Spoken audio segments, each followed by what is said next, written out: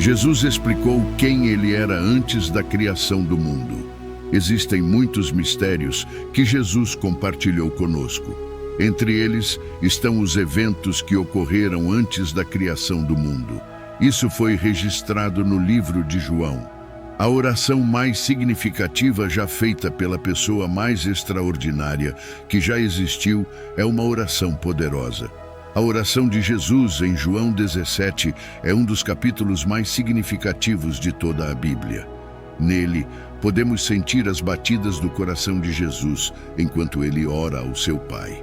A Bíblia está repleta de grandes orações. Ficamos impressionados com a oração de Salomão, a oração de Abraão e a oração de Moisés. Mas esta oração é de longe a maior registrada na Bíblia.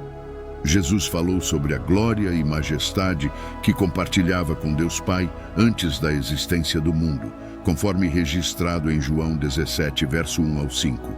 Quando Jesus falou essas coisas, ele levantou os olhos ao céu em oração e disse: Pai, chegou a hora. Glorifica teu filho para que teu filho te glorifique, assim como lhe deste poder e autoridade sobre toda a humanidade.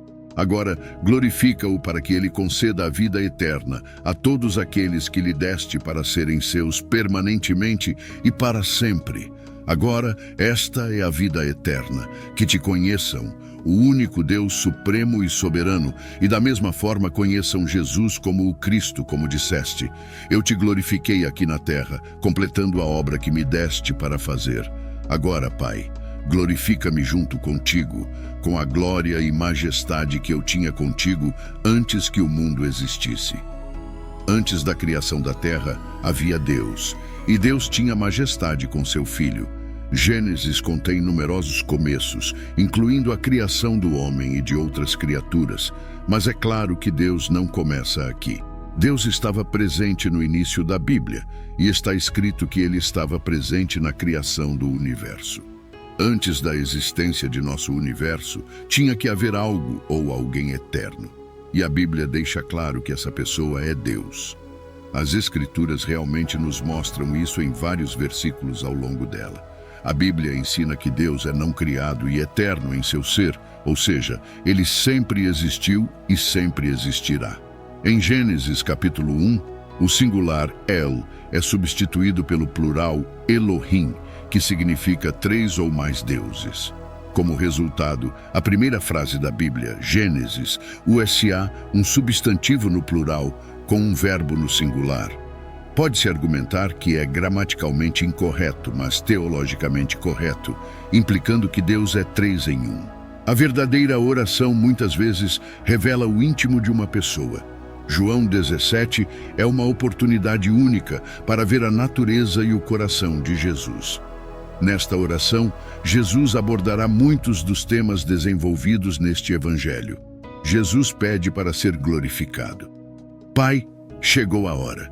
Glorifica teu filho para que teu filho também te glorifique.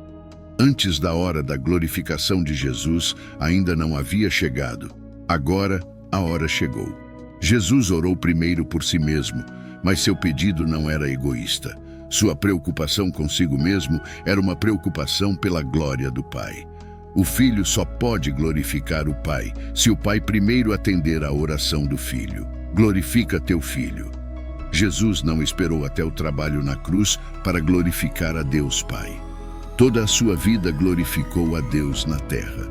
Jesus glorificou o Pai por toda a sua vida, desde sua circuncisão e dedicação no templo, passando por seus anos de obediência silenciosa em Nazaré. Jesus glorificou o Pai por meio de sua fé, obediência e trabalho ao longo de seu ministério terreno. Cada sermão pregado, cada pessoa cega ou doente curada, cada instrução e treinamento para os discípulos, cada confronto com líderes religiosos corruptos, cada pergunta respondida, cada toque amoroso, todos glorificaram a Deus Pai. Então lemos: eu terminei a obra. Jesus, com confiança divina e certeza, viu o trabalho na cruz como já concluído. Jesus pediu ao Pai para glorificá-lo, mas com a mesma glória que o Pai tem. A oração de Jesus não era de forma alguma uma expressão de independência, mas de total e contínua dependência de Deus Pai.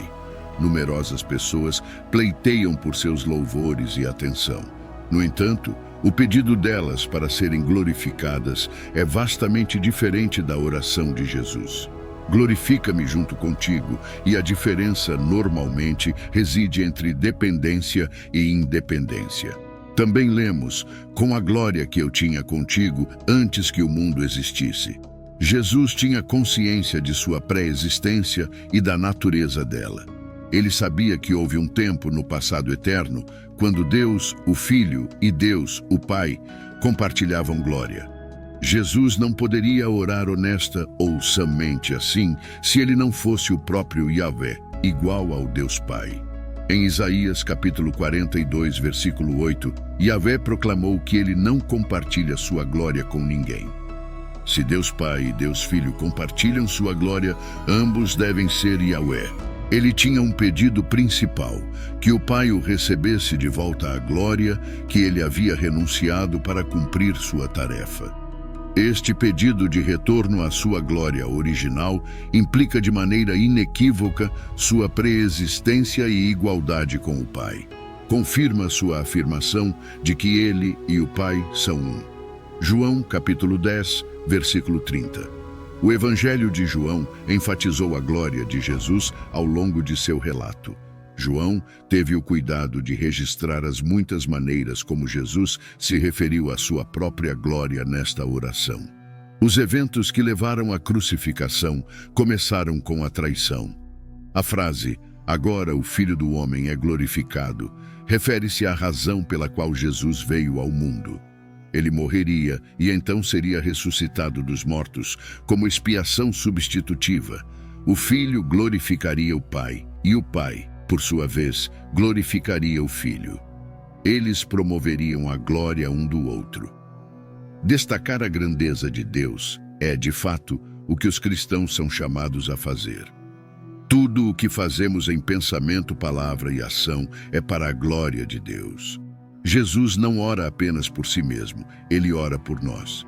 Em João, capítulo 17, versículo 24, Jesus diz: "Pai, eu quero que também aqueles que você me deu estejam comigo onde estou, para verem minha glória que você me deu, porque me amaste antes da fundação do mundo." Sejamos o que formos em nossas vidas espirituais, devemos tudo ao Salvador que se deu por nós, que orou por nós para que pudéssemos ser um com Ele e que nos deu um belo padrão a seguir em nossas próprias vidas de oração. No final, vemos Jesus em sua glória novamente no livro do Apocalipse. No livro do Apocalipse, João deveria documentar as coisas que ele tinha visto. João vê um Jesus poderoso que não se compara a nenhum homem comum. Apocalipse 1, verso 12 e 13. Então me virei para ver a voz que falava comigo, e ao me virar, vi 7 candelabros de ouro, e no meio dos candelabros vi alguém semelhante a um filho do homem, vestido com uma túnica que chegava aos pés, e com uma faixa de ouro envolvendo o peito. Era isso. João havia visto o Filho do Homem, o honrado Jesus Cristo. João descreveu a voz alta que ouviu como distinta e marcante, como o som de uma trombeta. A voz poderosa é a do Alfa e Ômega, o primeiro e o último, que está no início e no fim de tudo. Porque Jesus se identificou com esses nomes, em Apocalipse 1, verso 18, sabemos que era a voz alta de Jesus. O primeiro e o último é o título que pertence ao Senhor, Yahvé, o Deus de Israel. O título Alfa e o Ômega tem a mesma ideia que o primeiro e o último. Este é um dos trechos do Novo Testamento onde Jesus claramente se declarou Deus. Podemos apenas imaginar o que passou pela mente de João quando ele se virou. O som da voz que ele ouviu provavelmente não combinava perfeitamente com a forma como ele lembrava da voz de Jesus. João descreveu como de uma trombeta, Apocalipse 1, verso 10. No entanto, ele tinha consciência de que era Jesus por causa da descrição da voz de si mesma como o Alfa e o Ômega.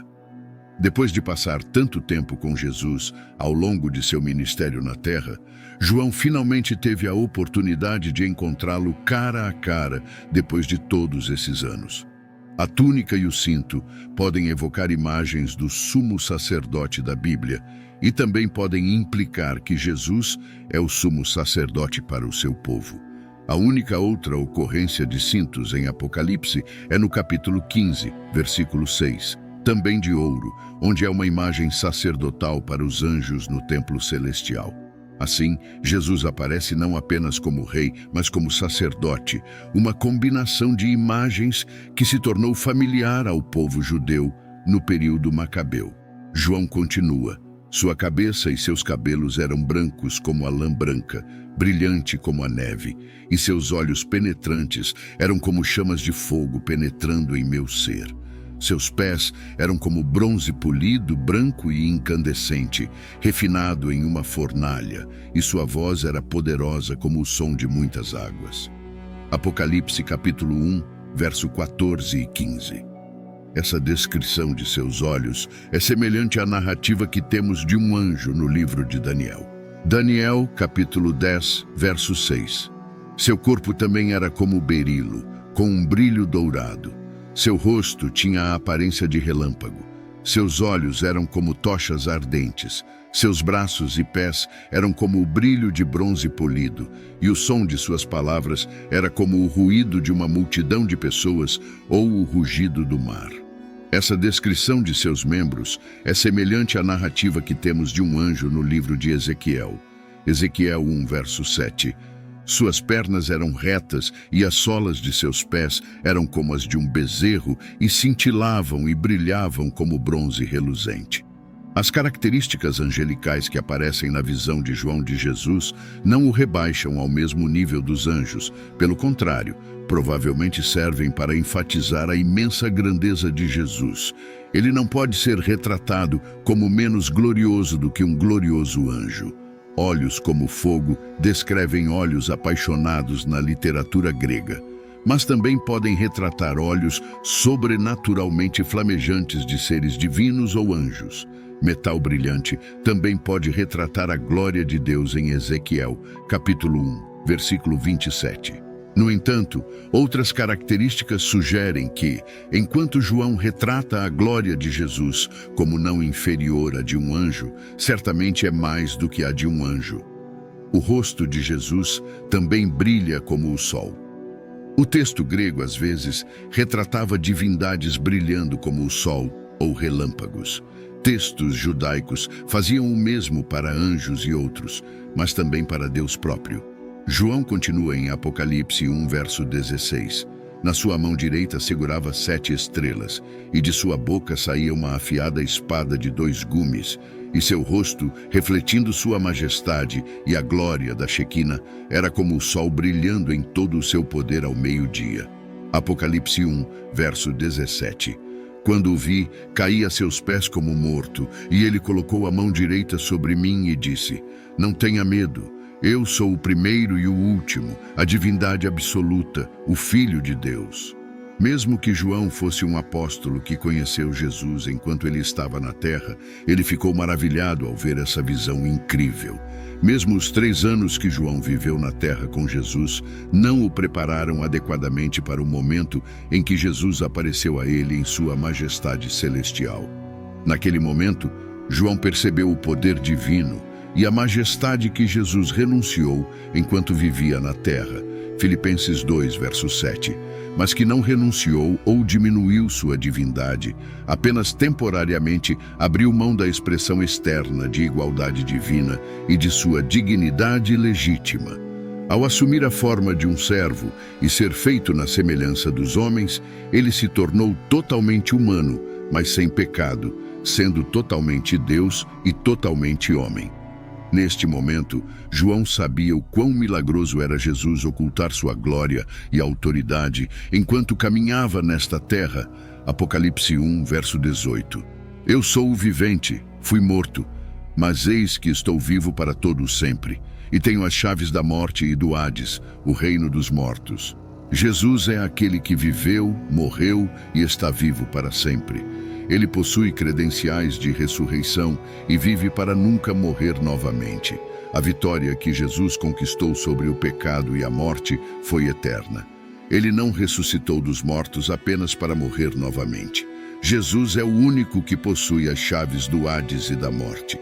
Alguns acreditam que o diabo tem a autoridade ou poder para decidir quem vive e quem morre. Estão claramente enganados, pois apenas Jesus tem as chaves do Hades e da morte. Em sua forma original, o Apocalipse era conhecido no grego antigo como Apocalipsis, Apocalipse. A palavra significa uma revelação e desvelamento. O livro do Apocalipse é uma revelação de Jesus Cristo no sentido de que pertence a Ele. Ele é quem faz a revelação. Jesus é a pessoa sobre a qual o livro nos fala. Por que precisamos de uma revelação de Jesus?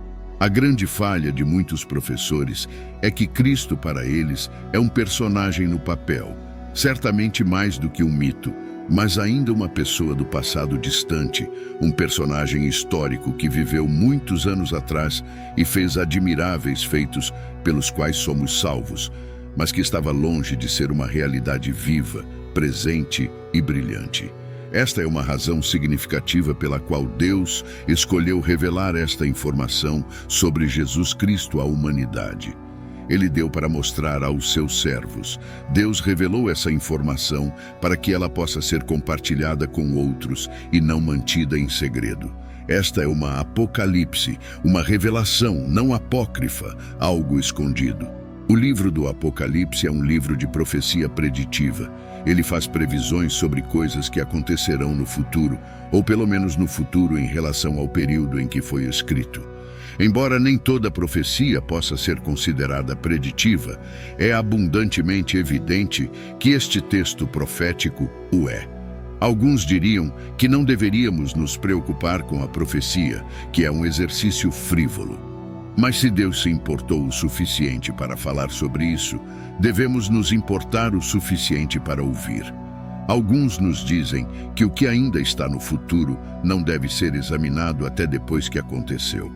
Em conclusão, a visão de João no livro do Apocalipse revela a majestade e a glória transcendentes de Jesus Cristo. Este não é um retrato comum de um ser celestial. É uma descrição extraordinária de um Salvador que transcende até mesmo a grandiosidade dos anjos. Ao descrever Jesus como o Alfa e o Ômega, o primeiro e o último, João destaca a divindade inquestionável de Cristo. A visão poderosa de Jesus ressuscitado, com olhos como chamas de fogo e voz como muitas águas, deixa João prostrado em reverência. Ao contemplar a cena celestial, João percebe a incompreensível humildade de Jesus ao caminhar na terra como homem. O Filho de Deus, que possui as chaves da morte e do Hades, escolheu temporariamente ocultar sua glória para redimir a humanidade. A revelação de Jesus não é apenas uma previsão do futuro, mas um testemunho da eternidade, do sacrifício redentor e da vitória sobre a morte. Que essa visão profunda de Jesus nos inspire a reconhecê-lo, não apenas como uma figura histórica distante, mas como o Deus vivo, presente e eternamente glorioso. Assim como João, que caiu aos pés de Jesus como morto, somos chamados a render-nos diante do Salvador, que vive para sempre. Que a verdade revelada neste texto ressoe em nossos corações, levando-nos a viver em resposta à glória do Senhor, que é digno de louvor, adoração e obediência eternas. Que Deus seja conosco.